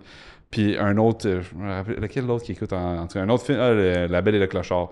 Parce que c'est des films qui ont été faits il y a vraiment longtemps. Fait que juste le nombre de cutscenes, tu sais, juste le jump cuts, là, c'est fou la différence de ce contenu-là dans le temps à maintenant. Puis ça, c'est tout de l'attention, puis c'est tout des stimuli qui vont les chercher. Fait que c'est vraiment, c'est des stratégies qu'on utilise. Encore une fois, nous, c'est ce qu'on fait. Là. Ça veut pas dire que tout le monde doit faire ça. C'est tellement un bon family life hack que c'est la première fois que j'entends ça, mais tu sais, c'est sûr que je suis pas le plus grand consommateur. Non, mais c'est correct. Mais de faire, si t'es pas... Fait que dans le fond, ce que tu dis, c'est si t'es pour faire écouter des films à tes enfants en auto, la fin de semaine, en avion, swing-leur des films des années 80, 90, des vieux Walt Disney, des vieux Mickey Mouse. Puis encore une fois, je ne suis pas un expert, mais c'est ce que nous, on fait. Je t'avoue t'es pas un expert, t'habites avec une Ouais, c'est ça, exact, c'est ça. Je connais une experte. Ouais, tu connais une experte. Mais je t'avoue que dans l'avion, quand on va en avion, c'est là qu'on se garde. T'sais, moi, j'appelle ça les big guns, mais Frozen. J'ai une petite fille, fait que Elsa, ça marche. Fait que là, quand dans l'avion, on a un 3 heures, je sais que si je mets Elsa, puis c'est pas que mes enfants trippent sur l'avion. Pourquoi ils trippent sur l'avion? Parce que c'est la seule fois de leur vie qu'ils ont un téléphone dans les mains pour checker l'écran ou qu'ils ont un écran devant eux autres parce que c'est le moment où là, regarde, on sait, là, c'est des enfants en avion. Je prends souvent l'avion tout seul. On sait qu'on veut pas trop déranger. Fait que c'est comme le moment où, à un moment donné, je suis pas mal sûr que la personne en avant de moi est bien plus contente que ma fille soit en train d'écouter une émission que taper dans la vide ou quoi que ce soit. On amène d'autres jeux, là, c'est pas juste 3 heures de TV. Mais je te dirais que là, dans l'avion, go with whatever works. C'est peu importe ce qui fonctionne. J'avais vu une famille qui, mettons, le petit gars qui trippait ses tracteurs, parce que c'est très classique, un petit gars qui trippe ses tracteurs. Qu'est-ce qu'ils ont fait? Attention, là, on va se faire cancer. Non, mais on peut pas genrer, là. C'est très... Ok, regarde, je vais aller... Mon gars, présentement, il sait pas que des gars, ça joue au hockey. Lui, il voit juste des filles jouer au hockey, parce que je travaille avec les carabins, je travaille avec les sirènes. Fait que lui, dans sa tête, c'est une gardienne. C'est une joueuse. Il n'y a pas de joueur, il n'y a pas de gardien. Il connaît pas ça. Lui, il adore jouer au hockey. Mais c'est tellement cute que c'est sa première perception que ça soit ça. C'est ça. Fait que, tu sais, on y va dans le non-genré, ça en fait partie, là. Mais bref, ce petit gars-là, ça a donné qu'il trippait ses tracteurs. Fait qu'est-ce qu'ils ont fait? Ils ont juste filmé les tracteurs, puis ils ont fait un montage vidéo de 20 minutes, puis le jeune écoutait ça. Tu sais, c'est de personnaliser aussi le contenu à ton enfant sans que ça soit... Tu sais, parce que, mettons, mes enfants, quand... ça arrive, là, je suis pas Dieu, là. Ils checkent le sel des fois juste parce que... Mais t'es le dieu des paris sportifs, là. Parenthèse, pour ceux qui avaient oublié, Christophe Perrault n'a plus le droit de parier. Ou de parler de paris. Ouais. Puis même, Christophe Perrault est banni des sites de paris parce que tu gagnais trop souvent. Christophe Perrault, t'as quand même gagné genre... 65 000, ça c'était live pendant notre show, là. Ouais, fait que t'es quand même un des plus grands parieurs sportifs de l'histoire du Québec. Je connais pas grand gars qui ont gagné plus que toi, parce que tout le monde gagne des paris sportifs, mais j'ai pas vu beaucoup de gars avec un crise de gros chèque sur le site de l'Auto-Québec. Yo, moi j'ai gagné 70 000 $. En effet, parce que c'est sûr que c'est le genre de chèque qui attire l'attention. Mais non, mais oui, ça l'a aidé à payer. Je suis toujours que c'est ça qui a payé ma première mise de fonds dans le temps que 70 000 c'était assez pour une mise de fonds. C'est une autre histoire, mais bref. Fait que tu sais, c'est juste de trouver des stratégies, mais comme je te dis, nous c'est conscient. T'sais, on travaille là-dessus, puis on fait attention à ça parce que ma blonde travaille là-dedans puis elle voit les impacts. Fait que c'est juste quelque chose qu'on fait attention. Mais est-ce qu'on est parfait dans d'autres affaires? Non, mais ça a donné que c'est quelque chose qu'on fait. Fait que c'est ça.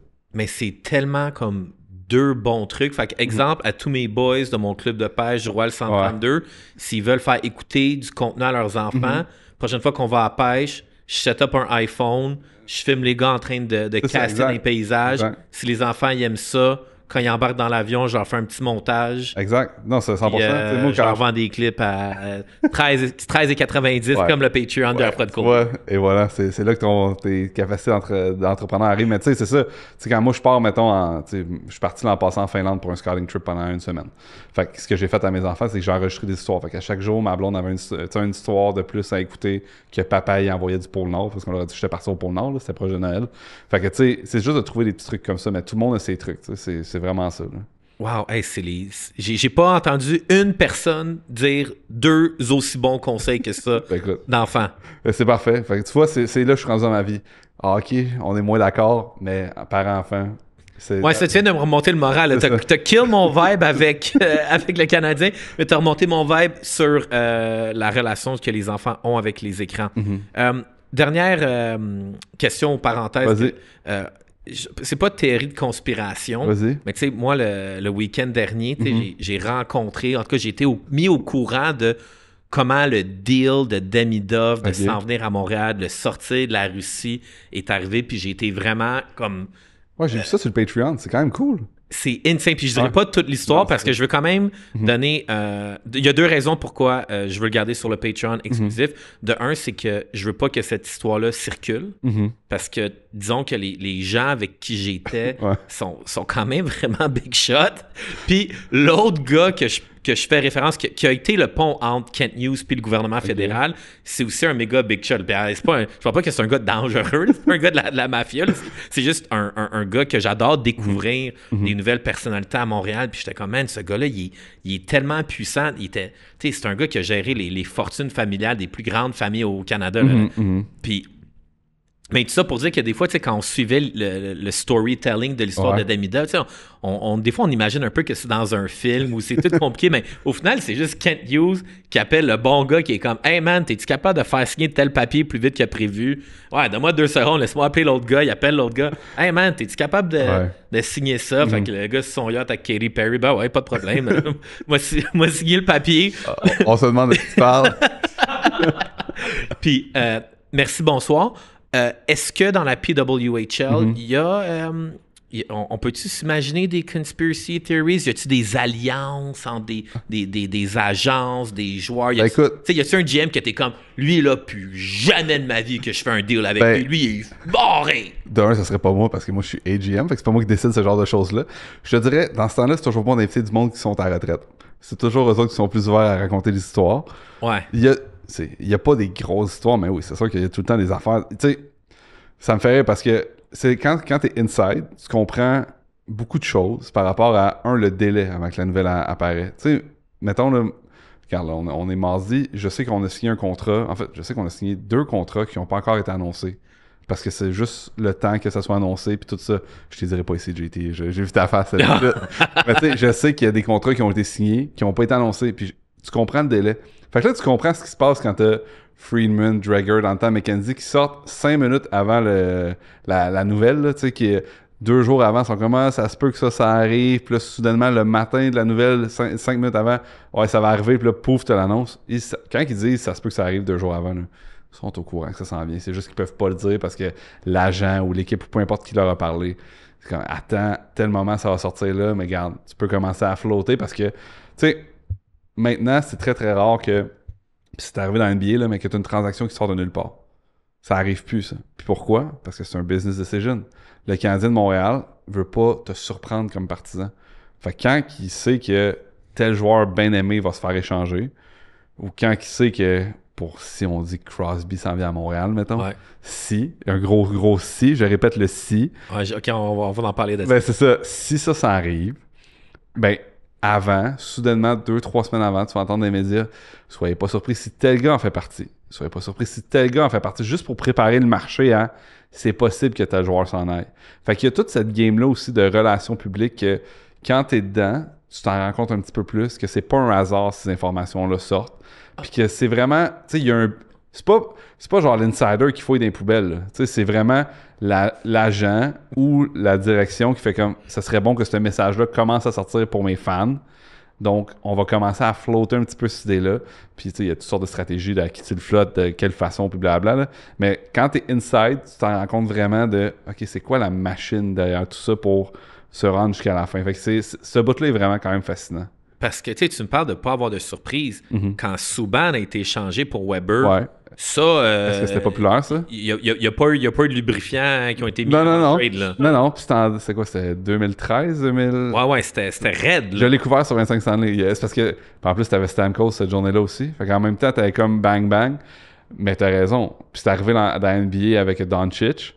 Mais toutes celles que tu vois pas venir, c'est parce qu'elles sont pas populaires. Puis le GM, il sait que s'il float, ça se peut qu'il y ait une grogne, puis que ça se rende jusqu'au président. Puis je te dis pas que c'est comme ça que ça fonctionne sur le Canadien, mais ça se peut que, tu sais, mettons, si 2 semaines avant, Friedman a dit « Watch out », Subban, ça se peut qu'il s'en aille. Imagine ce que ça aurait fait. Il y aurait eu de la grogne.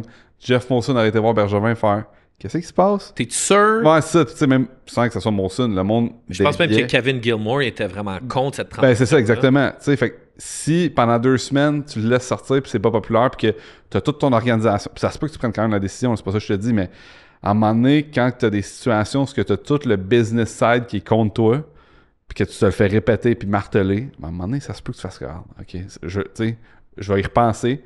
Si t'es sûr, tu vas le faire quand même. Mais si t'es comme moins sûr, t'es comme, wow, faut-tu vraiment que je fasse ça, puis je suis prêt à risquer ma job pour ça, parce qu'encore une fois, il y en a juste 32. Ah, OK, cool. Autre question, en fait, j'en ai plein d'autres. Ouais. Whatever. On s'excuse au Real. Là. Ouais. Moi, j'adore l'innovation, j'adore être en avant des trends, puis je pense qu'on s'est toujours super bien entendu parce que tu as amené beaucoup de nouveautés sur 25 cents, autant les stats avancés, les paris sportifs, etc. Fait que c'est quoi le futur des stats avancés? C'est quoi le futur de l'analyse de hockey dans ton métier? C'est quoi qu'on va regarder? C'est quoi? Y a-t-il une nouvelle patente qui s'en vient qu'on n'est pas au courant? Ben, jusqu'à temps que tu dis ça, le monde crie dans leur salon AI, parce que tout est AI à cette heure, tout est intelligence artificielle. On va en revenir du AI.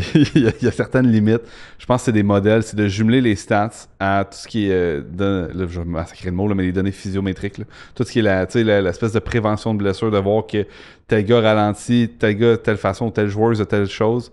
Est-ce qu'on peut voir si c'est une blessure qui s'en vient, est-ce qu'on peut comme corriger ça, puis on le fait déjà, tu sais, dans l'NBA, ça fait des années, là, mais de comme tout utiliser ça pour voir est-ce qu'il y a un risque de blessure qu'on peut éviter, est-ce qu'il y a quelque chose qu'on peut changer. Fait que c'est le genre de choses que je pense qui s'en vient depuis, c'est déjà là, mais que ça va évoluer. C'est là qu'il y a des gains de comment qu'on traite les joueurs, puis comment qu'on peut s'assurer qu'ils restent en santé, puis comment on peut avoir les données qui nous permettent après ça de faire des systèmes de, tu sais, mettons dans l'NBA, il y a des blessures qui reviennent de plus en plus, puis ils sont comme en train d'étudier pour voir y a-t-il des facteurs qui sont liés à ça? Est-ce que c'est tout le temps la même situation qui revient? Puis comment qu'on peut contrer ces blessures-là? Parce que pour une business, d'avoir nomme le joueur, là, vedette, blessé, c'est pas winner. Non. Fait que business-wise, c'est juste logique d'investir là-dedans. Puis il y a beaucoup d'investissements qui font là. Fait que c'est pour ça que je pense que les prochaines venues sont là. Mais en termes de stats, ça va être les mêmes choses. Les grandes découvertes ont été faites. Maintenant, c'est tout le monde va aller chercher des petits gains ici et là, puis essayer de trouver le edge. Puis c'est ce qui arrive, c'est que là, tout le monde sont engagés. C'est plus dans la sphère publique. C'est quand moi, j'ai commencé, tout le monde écrivait sur son blog, tout le monde écrivait des affaires. Tout ce monde-là était swipe up, puis ils se sont fait ramasser. Fait que eux autres, ce qu'ils développent, puis je vais m'inclure là-dedans, mais ce qu'on développe, c'est à l'interne, c'est plus public. Fait que ce qu'on regarde, c'est pas public. Maintenant, c'est sûr, j'arrive dans un podcast de même, je te donne un coup de cul de ce que je regarde. c'est moins parfait, mais tu sais, c'est moins public. Fait que ces choses-là sont plus développées à l'interne. Fait que les avancées comme public sont plus lentement parce que les cerveaux, quand tu sais, le brain dump a été fait au niveau des équipes. Ouais, mais c'est fou ce que tu dis parce que ouais, je pense qu'avec le AI qu'on est en train de voir, puis tu sais, moi, je fais un parallèle avec ce que je suis en train de recréer avec Stanley 25 sur le Patreon. Même une des premières choses que je veux faire, c'est que mon contenu, je veux le locker. Ouais. Tu sais, exemple, en le mettant sur Patreon, sur un paywall, le AI peut pas aller le chercher. Puis j'ai comme réalisé qu'à un moment donné, je crois qu'on arrive à un tournant, ce qu'il faut qu'on va avoir vécu ça. L'Internet gratuit, c'est terminé. Puis pendant des années, j'ai été le plus grand défenseur de il faut que tout soit gratuit puis mettre des open source. Mais là, on réalise qu'à un moment donné, quand tu mets tout gratuit, tout disponible, là, c'est plus au bien de la communauté. Il y a trop de gens qui viennent, qui redonnent rien à la communauté. Ils viennent prendre tout ce qui est disponible sur Internet, puis ils le prennent pour le monétiser. Puis après ça, souvent, c'est que le gars qui mettait tout gratuit, là, lui, il se fait comme fourrer d'une certaine manière. 100%. Fait que c'est pour ça que quand je pense, on va dire... Fait que je pense qu'il y a des bonnes choses, puis je pense que le modèle payant, il est bon, puis je pense que ça va devenir un peu une question de... Pas de valeur, mais d'un choix personnel, de dire est-ce que je veux payer pour ça ou non. Un peu comme quand tu décides, quand tu es jeune, on voulait acheter un album de musique. Je suis comme, OK, mais moi, je vais acheter... Une fois par mois, j'achète un nouveau CD de punk rock, puis mon 20$ du mois, ben, il va aller à NoFX, puis après ça, il va aller à Blink, puis après ça, il va aller à Lagwagon, puis après ça, ce mois-ci, j'achète pas de CD, je vais aller voir un artiste, puis on fait des choix de même de consommateurs, puis je pense qu'on revient à ça parce que il y a eu comme trop de monde qui sont venus abuser d'une certaine manière. Exact. Puis on le voit avec, tu sais, c'est un texte que j'ai écrit aussi sur le Patreon aujourd'hui en lien avec le AI, que tu sais, je regarde des plateformes comme Facebook, Meta, TikTok, que là, ils prennent plus aucune responsabilité sur le fil du contenu, puis ça me fait capoter parce que quand j'ai commencé 25 cette année, j'ai fait une entrevue à V-Télé sur l'avenir des médias. Puis moi, pendant des années, je disais, il n'y a pas plus vrai puis authentique comme information que les réseaux sociaux. Non, mais dans le sens dans que le temps, c'était vrai. Tu sais, les gens, ils me disaient, mais là, tes photos sont fake. J'étais comme, mes photos sont pas fake. C'est fucking Chris Higgins sur Facebook qui met toutes ses photos de lui sous mort. Il n'y avait pas de fake AI comme dans le temps quand j'allais sur le profil de genre Ryan O'Byrne. J'étais comme, Chris, c'est fucking Ryan O'Byrne que lui-même, il est debout en chest dans un bar. C'est comme ça. Tu sais, il n'y avait pas de fakeness. Exact. Puis fait que pendant vraiment longtemps, les réseaux sociaux, même t'allais sur Twitter, la nouvelle était vraie, t'allais sur YouTube. Là, on est rendu dans un autre extrême que il n'y a plus rien de vrai. Là. Même on le voit, la nouvelle application Sora, que, on se demandait tout le temps, il y a eu Facebook, il y a eu Instagram, il y a eu TikTok, là, le prochain, c'est Sora. Mais là, c'est comme, tout est fake. Au moins, Sora, on le sait que quand on va sur cette plateforme-là, tout le contenu est fake. Ouais, tu sais dans quoi tu t'embarques. Puis ça, je trouve que c'est plus légitime parce que tu le sais que c'est pas vrai. Mais là, sur Meta, TikTok, Facebook, on ne sait plus qu'est-ce qui est vrai, qu'est-ce qui est fake. Dans un an, là, je suis capable de faire des vidéos de moi d'avant-match au Centre Bell. Puis ça a l'air borderline. Presque vrai, mais dans un an, l'évolution va être à un niveau complètement débile. Mais j'adore la phrase. Tu sais que c'est pas vrai, fait que c'est légitime. Tu sais, maintenant, ce qui est facile à prouver, c'est ce qui est pas vrai. C'est pas ce qui est vrai. Tu sais, c'est fou de penser comme ça, mais t'as raison. Puis l'affaire avec Sora, c'est que ça revient sur tous les réseaux, là. Tu sais, Sora, oui, c'est sur Sora, mais après ça, la vidéo, il se ramasse sur TikTok, il se ramasse sur Twitter, il se ramasse sur Facebook. Puis là, le monde partage ça comme si c'était vrai. Tu sais, c'est comme si le bébé se sauvait avec sa tortue, là, tu sais. T'es comme, c'est pas ça. J'ai un de mes amis, la semaine passée, il me dit « Hey man, fais vraiment attention au porc-épic à ton chalet. J'ai vu une vidéo d'un gars qui ouvre sa porte, et les épines, ils revolent d'en face. » J'étais genre « Tiger, man!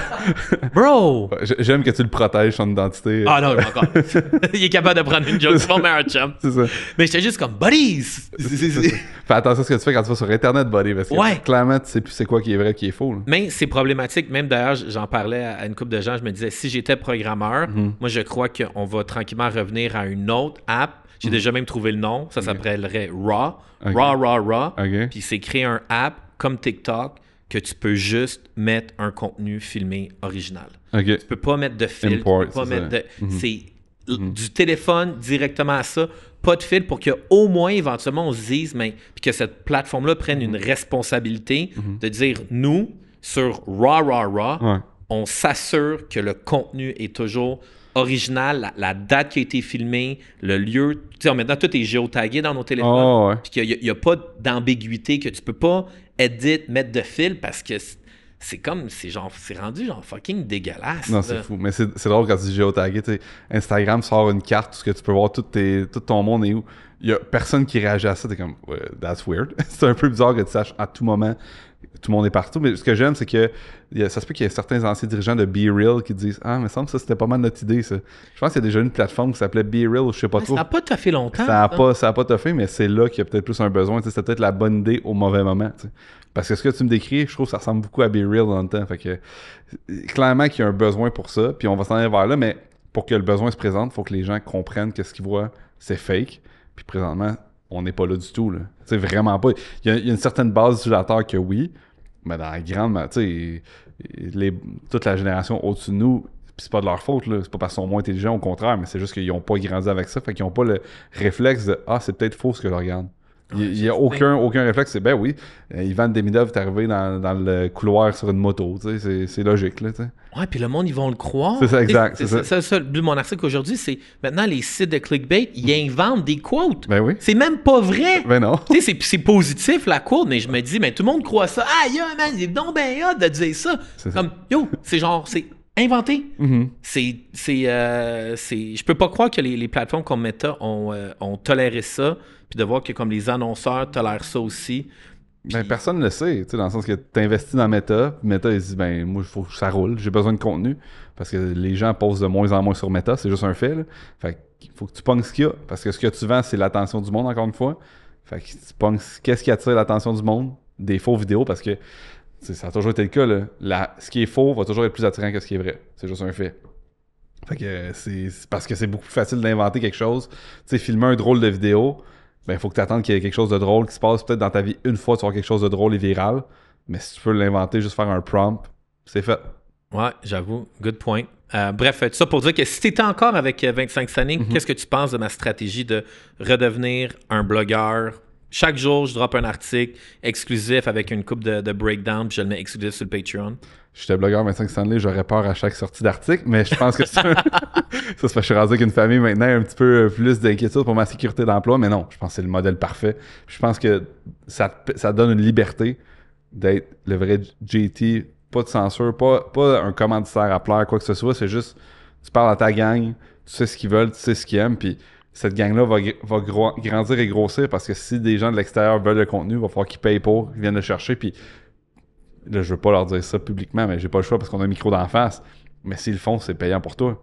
Parce que si un site vient chercher ta nouvelle puis la repose, les gens vont se dire ça vient de où? Je veux voir d'autres nouvelles comme ça. Je vais aller là puis c'est fait. Fait que je pense que honnêtement, c'est la formule gagnante. Puis les gens, les plus grands gagnants là-dedans, c'est les gens qui vont sur ton site, Patreon, sans avoir à fermer 8 pubs, sans un téléphone qui devient brûlant dans tes mains, puis qui a le contenu directement. Fait que moi, je pense que c'est 100% winner. Ouais, puis même où est-ce que j'en suis un peu dans ma carrière, c'est que, tu sais, c'est la même idéologie que j'ai avec le podcast, que, tu sais, je me compare pas aux autres podcasts. Tu sais, je vois, tu sais, exemple, le nouveau podcast de José Théodore, Louis Morissette, Stéphane Robida, tu sais, j'ai pas le fire. Tu me l'apprends que ce podcast-là. Mais tu sais, bonne chance à tous. Ouais, tu sais, j'ai pas le firepower puis les contacts de faire ça. J'ai pas la machine. Puis moi, je me dis, le podcast que j'ai ici, si j'ai 5000 views, 10 000 views, je suis fucking content. Puis même avec le Patreon, je me dis, peu importe le nombre de membres, ça me dérange pas parce que j'aime mieux avoir une... Je pense qu'on revient à une plus petite communauté, plus petits gens, plus... Tu sais que des gens vont dire ça crée des cellules. Mais c'est pas nécessairement des cellules, c'est plus dire hey man, genre, j'aime mieux aller dans un petit bar puis de faire mes petites affaires que d'essayer d'être out there puis de m'attirer, on va dire, des foods puis en pogner du hate de monde que c'est même pas mes fans, c'est du monde qui m'haïssent, qui sont pas intéressés par ce contenu-là. Fait que pourquoi je m'exposerais à ça? C'est ça. Puis tu sais, on vient de dire tout est de plus en plus faux. Ben ça, c'est quelque chose de vrai. C'est une connexion qui est vraie. Puis tu sais, ça me ferait quand tu dis un petit 10 000. On va te mettre ça au point rouge à Place Belle. Là. Regarde ça. Là. C'est ça, 10 000 personnes. C'est quand même pas peu communauté si tu remplis cette aréna-là de gens qui t'écoutent. Je pense que c'est quand même... Ah, mais c'est ça. Fait que je suis super fier de... Ben oui, effectivement, quand tu le remets en perspective. Fait que bref, tout ça pour dire que gros merci à tous les gens qui écoutent le podcast. Tous les gens qui supportent le Patreon. C'est vraiment... apprécié aussi parce que je suis un peu en train de revenir de me dire si tu sais probablement qu'il est un peu comme moi puis je pense que la majorité de mon auditoire est comme ça. Tu sais, c'est pas le but d'être riche, tu sais, dans le sens que tu sais, j'ai pas de Rolex, j'ai pas de bijoux, je conduis dans... Vous voyez pas, c'est qu'ils ont toutes laissé dans la caméra. Non, mais tu sais, dans le sens que je me promène en Honda Civic, c'est sûr que c'est commandité par mon commanditaire, le groupe La Ligne, mais tu sais, dans le sens que j'ai pas une Porsche, puis j'aspire pas à être Luc Poirier, tu sais, je veux pas être un gars qui est comment regarder mes maisons, regarder mes recherches. Je pense qu'on a tous un peu la même quête de pouvoir bien gagner sa vie, puis d'être capable de se payer ses petits plaisirs, qu'il y a quelqu'un qui tripe sur le golf, mais quelqu'un qui veut se payer 40 rondes de golf par année, il est capable. Moi, j'aime ça aller au Centre Bell 15 fois par année. Et là, mes dépenses, on a tous nos petits besoins. Mais hey, puis là, dernière affaire que je suis curieux d'avoir ton avis, parce que ça, c'est quelque chose qui me met en tabarnak. Ça n'a pas rapport avec le hockey, mais j'ai envie d'en parler, puis si je peux juste rejoindre une couple de personnes, ce que le gouvernement du Québec, la ministre de l'Habitation fait en ce moment de changer les lois pour donner encore plus de pouvoir aux propriétaires de faire refiler la facture aux locataires pour leur rénovation. Parce que je sais que toi, tu as fait de l'investissement en immobilier. Moi aussi, j'ai des investissements dans l'immobilier. Puis je suis aussi locataire. Tu sais, moi, je suis les deux côtés. Mais je trouve que c'est épouvantable que cette loi-là à nous passe. Tu sais, en tant que population, on n'a pas le droit de regard là-dessus. On n'a pas de droit de vote là-dessus. Qu'un matin, ce projet de loi-là, il est déposé, c'est zéro couvert. Moi, j'ai appris ce projet-là, je sais pas, vendredi après-midi dans la presse, que j'étais comme, attends, là, comment ça a été déposé? Puis que soudainement, là, sais, les propriétaires d'immeubles là, qui ont des centaines et des milliers de pas, qu'eux, du jour au lendemain, sont comme « Ah, mais cette année, on a refait le toit, là, ça a coûté 1 million. » Fait qu'on chible la facture au locataire. Il me semble que moi, j'ai un gros malaise, puis je suis un propriétaire. Toi, c'est quoi ta position là-dessus? Ben écoute, en tant qu'employé d'une fédération qui dépend du gouvernement, je vais te dire que j'aime beaucoup ton message que tu as dit que là, c'est les élections municipales qui s'en viennent là, dans quelques jours maintenant. Puis je trouvais ça très cool que tu dises, tu sais, ultimement, la politique qui vous rejoint. Ouais. C'est ça. Parce que ça, c'est une situation que tu viens de décrire qui va affecter bien du monde. Puis rendu là, quand tu dis on n'a pas le droit de vote là-dessus, ben ultimement, il faut avoir des élections. Puis je pense que c'est là que le droit de vote va être exercé. Mais je pense vraiment que ce qui est important, c'est que tu t'y intéresses. Puis tu t'informes. Parce que quand on dit pourquoi la politique municipale n'est pas couverte, c'est que c'est dur d'avoir de l'information. Ouais. Tu sais, mettons chez nous, là, on s'entend, là, moi je suis pas à Montréal. Il y a une élection avec 3 conseillers, mettons. Je sais pas c'est quoi la plateforme des 3 conseillers. J'en ai aucune idée de. Fait que c'est dur de faire un choix éclairé dans ce temps-là. Fait que juste de ce que tu fais là, de t'informer. C'est ton devoir de citoyen. Puis je sais que je pète ton rant un peu. Ben non, c'est parfait. Ça a toujours été ma job chez Vincent Stanley de contenu que les gens cliquent. Moi, c'est le contenu que les gens font en sorte que les commanditaires ne quittent pas. Moi, c'est toujours de même que j'ai décrit mon rôle chez Vincent Stanley. C'est quoi ta job? Moi, je m'assure que les commanditaires restent avec nous autres. J'ai été s'assurer qu'il y a du monde sur la plateforme. Moi, je m'assure que le chèque, à la fin du mois, il cash. Fait que, tu sais, je trouve ça cool. Puis je trouve ça important que, tu sais, les élections municipales, je m'en sac pour qui vous votez, mais de s'informer puis d'aller s'impliquer là-dedans, c'est de même que tu fais changer les choses. C'est pas... Puis là, je sais c'est ce que tu viens de faire, mais c'est pas en chialant sur whatever. C'est vraiment... Parce que chialer sur whatever avec ta plateforme, tu vas quand même rejoindre des gens puis c'est important. Ouais. Mais de suivre ça puis t'impliquer là-dedans, je trouve que c'est tellement important parce que comme tu le dis, puis tu as super bien dit, c'est ça qui a un impact ultimement dans ta vie. Là, t'sais. Immense impact. Là. Le municipal, les élections municipales, c'est une élection qui va avoir le plus gros impact sur ta vie au quotidien que, par exemple, tu sais, je dis n'importe quoi, les affaires par rapport, là, supposons que un des candidats qui veut venir, lui, il haït les chats. Mais t'es pas au courant, puis là, prochaine chose que tu sais, dans ta ville, ton chat a plus le droit d'aller dehors. Là, t'es comme tabarnak, qu'est-ce que tu commences ça? Genre, mon chat peut plus aller dehors. Mais ça, parce que vous avez pas pris le temps. Exact. Là, c'est une idée niaiseuse, mais il y en a des hosties d'épais. Il y en a des règlements épais que demain matin, c'est comme « Ah non, ton gazon, il est trop long. Pas le droit d'avoir du gazon plus long que... » Ou pas le droit de faire ta tondeuse plus souvent que tant de fois aussi. Ouais, tout ça. Fait que je vous dis, portez attention aux élections municipales, c'est super important. Puis je termine le podcast. À moins que tu aies quelque chose d'autre. Non, ça me va, je te suis, j'ai été bon, parfait. Je sais, merci Chris. La semaine passée, j'avais annoncé un concours pour aller voir un match de hockey à Montréal. Tu es en train d'annoncer que c'est moi qui ai gagné, c'est ça? Non, sorry. Mais j'avais posé la question, puis en fait, je suis curieux d'avoir ta prédiction. J'avais demandé aux gens de commenter combien de points Jonathan Toews allait faire avec les Jets de Winnipeg cette année. Il y a un gars, Nicolas Cloutier, je pense pas que c'est le journaliste. Peut-être que c'est le journaliste. Ça serait quand même écœurant que ce soit le journaliste. Ben, je sais pas. Peut-être que oui, peut-être que non. Je sais qu'il y a des gens des médias qui sont abonnés au Patreon. Mais tout ça pour dire que Nicolas Cloutier, tu m'as répondu dans le chat, tu as dit que Jonathan Toews allait faire 54 points. OK. Il est quand même déjà rendu à 4 points en 6 matchs. Fait que c'est toi qui gagnes la paire de billets. Je vais t'écrire sur le Patreon, tu m'enverras ton email, je vais te transférer les tics. Merci de ton support, c'est vraiment apprécié. Est-ce que Jonathan Toews va faire 54 points cette année? Tu vois, le chiffre que j'avais en tête, c'est 45. Fait qu'on est quand même sur la même longueur d'onde. C'est 2 mêmes chiffres, mais juste inversés. Mais tu sais, comme tu dis, 4 en 6, c'est un bon début. Mais c'est un gars qui revient. On a parlé tantôt du calendrier qui est rough. Je pense que c'est un gars qui est très à l'écoute de son corps aussi. Fait que si jamais il y a de quoi, je pense qu'il va être capable de prendre une couple de games de break. Fait que je pense que c'est pour ça peut-être plus à 40 de points. Mais écoute, j'avoue que j'ai pas fait l'étude de ses stats. Il aurait fallu que je me plonge dedans, mais je voulais pas, tu me connais, là, je veux pas voler la part de billets aux abonnés Patreon. Fait que je l'ai laissé à Nick Cloutier. Fait que ça me fait un grand plaisir. Parfait. Puis je mets ça dans l'univers. Là. Moi, si je pouvais avoir Jonathan Toews comme invité... Oh my God, que j'aimerais ça qu'il me raconte. Je veux juste avertir ton réalisateur de se prévoir un petit bloc de 4 heures. Là. Si c'est ça qui arrive, là, c'est... Attelez-vous. All right. Hey, merci beaucoup tout le monde. Merci Chris. Merci. C'était écœurant. Parfait.